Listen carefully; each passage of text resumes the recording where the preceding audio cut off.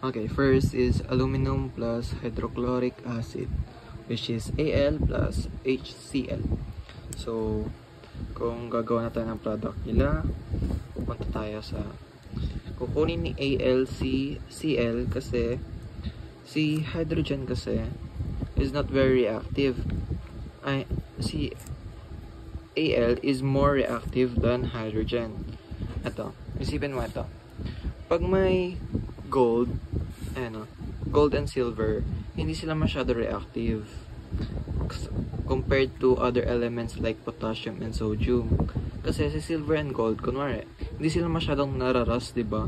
Kunwari, si gold, over time, kung expose siya sa oxygen, ganun, hindi siya masyado magiging rust compared to other elements like potassium and sodium. Kung kunwari, over time, sa oxygen, mas nagra-rust sila compared to gold and silver.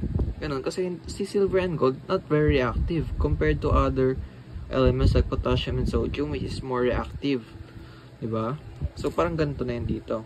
So, si aluminum is more reactive than hydrogen. So, kukunin niya si Cl.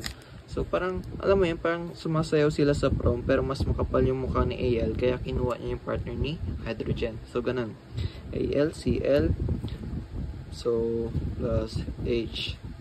Yan. So, ganyan na. Kukunin naman natin yung charges nila. Si Al, ano yung charges ni Al, pati ni chloride.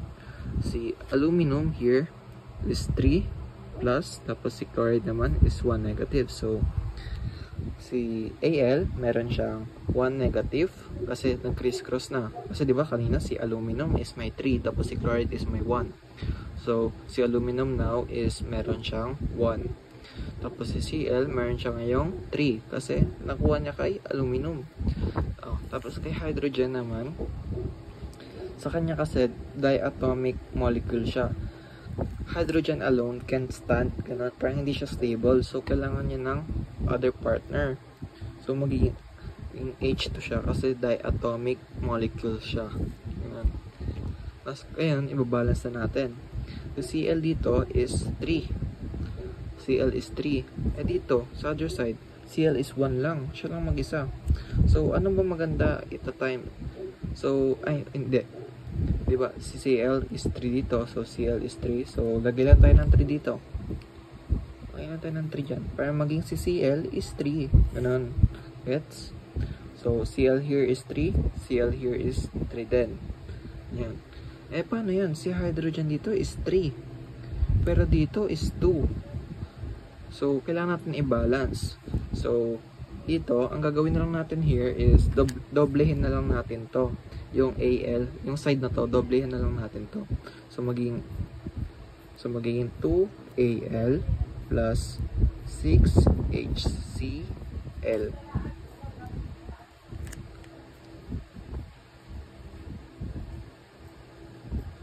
And, diba na doble na natin?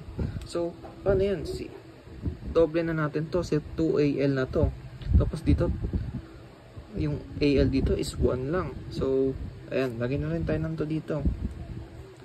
Para ma-balance natin si Al. Kasi, kung parang hindi siya unbalance siya kung magiging yung Al dito sa side na to is 1, tapos yung Al dito is 2. So, hindi siya balance, diba? So, pag ganun, balance na sila. Ganun. Si Cl dito, 3. Tapos, times mo sa 2, 6 na. So, ito, 6 din si Cl. So, okay lang. Ganun. Pero, dito, si hydrogen is 6 na. Meaning, 6 na si hydrogen dito. So, dito, ano man magandang i-times sa 2 para maging 6 siya. Dito. Wow, ang galing. So, 3. Magiging 3H2.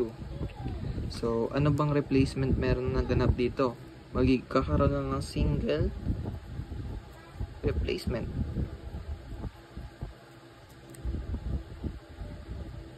Tapos, kunin na natin yung name. Ano yung name niya? Biging aluminum chloride plus hydrogen gas. Okay, yun lang. Ganyan lang mag-balance.